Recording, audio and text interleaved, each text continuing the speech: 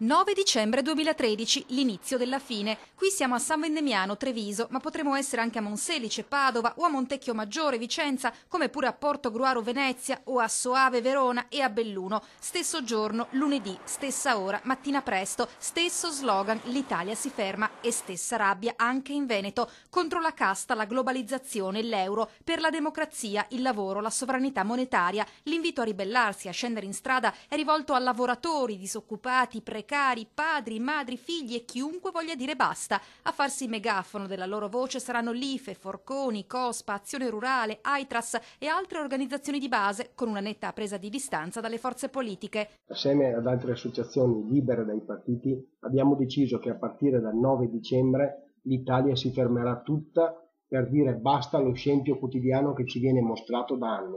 L'allestimento è in pieno fermento. Sui siti e sui social network è tutto un pullulare di annunci di presidi, richieste di informazioni, manifestazioni di disponibilità. Le forze dell'ordine sono già in allerta in vista dei prevedibili blocchi del traffico, l'unica indiscrezione che trapela dal riserbo organizzativo, tanto che gli stessi promotori raccomandano alla gente di fare per tempo rifornimento di generi alimentari e beni di prima necessità, in particolare benzina, zucchero, acqua e farina, in quanto il blocco nazionale potrebbe durare, dicono, anche fino a dopo Natale. Noi non siamo più disposti ad accettare tutto questo. Ora fermiamo l'Italia.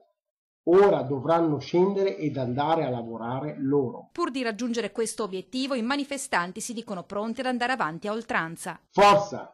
Tutti insieme ce la faremo.